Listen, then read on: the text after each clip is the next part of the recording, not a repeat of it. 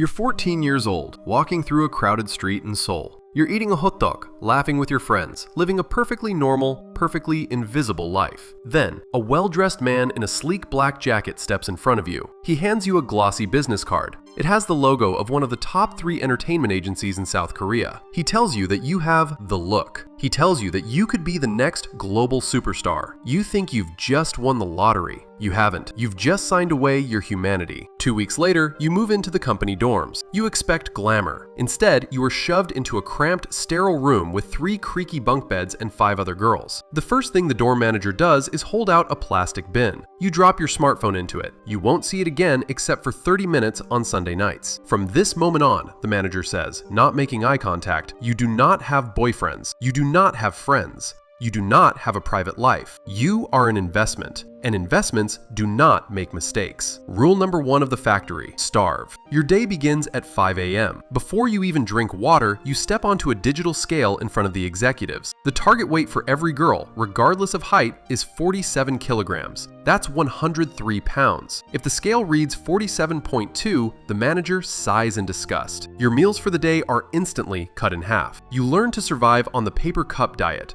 You are allowed to eat exactly whatever fits inside 3 tiny paper coffee cups per day. 1 cup of rice, 1 cup of boiled chicken, 1 cup of broccoli. By noon, your stomach is screaming so loudly you can hear it over the music. By night, you are chewing on ice cubes just to trick your brain into thinking you're eating. After the morning weigh-in, the physical torture begins. You go to school until 3 p.m., sleeping through every class because you are so violently exhausted. The second the bell rings, you sprint to the company building for 12 hours of relentless practice. Dance class, vocal class, rap class, media training, Japanese language class. You drill the same 30-second choreography for 6 hours straight. Your sneakers fill with sweat. The skin on your toes peels off, bleeding through your socks. You tape them up and keep dancing. If you sit down, if you cry, the cameras in the corners of the ceiling are watching. You will be penalized. But the physical pain is nothing compared to the psychological warfare. Every single month, you face the evaluation. You and the other trainees stand in a brightly lit room. A panel of executives sits in the shadows, holding clipboards. You sing, you dance, then they dissect you.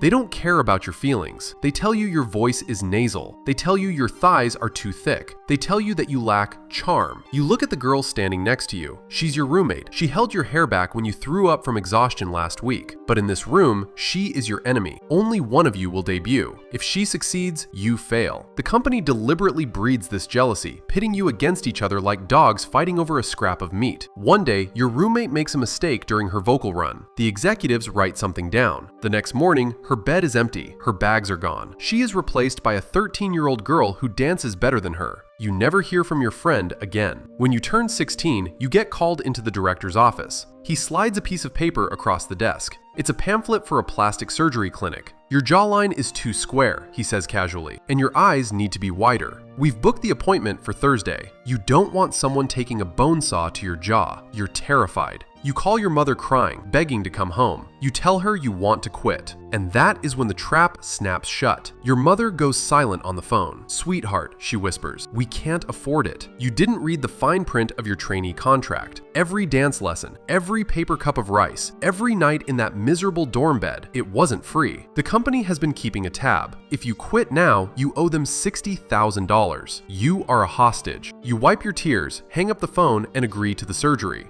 You spend the next 3 years recovering from infections, starving yourself, and dancing until your knees pop. You wait and wait. You watch girls who trained for a month debut because they had prettier faces. You watch girls collapse from panic attacks in the hallway, quickly swept away by managers so the press doesn't see. Finally, you are 20 years old. In K-pop years, you are practically a dinosaur. The company calls a final meeting. They look at you, look at their clipboards, and shake their heads. You just don't fit the concept of our new group. We are terminating your contract. 7 years. 7 years of starving, bleeding, reshaping your face, and sacrificing your entire childhood. And just like that, you are thrown out onto the street in Seoul with a garbage bag full of sweatpants and a broken spirit. You go back to your hometown. Your old friends are in college, going to parties, falling in love. They ask you what it was like living the glamorous life of a trainee. You force a perfectly practiced, camera-ready smile. "It was a dream," you lie. Because the truth is, the factory didn't just chew up your dream, it chewed up your youth, and it left you with absolutely nothing. Think giving up your life for an empire is always this glamorous? Drop a like and click here to watch your life as the last Tsar of Russia. Absolute power is just a different kind of cage.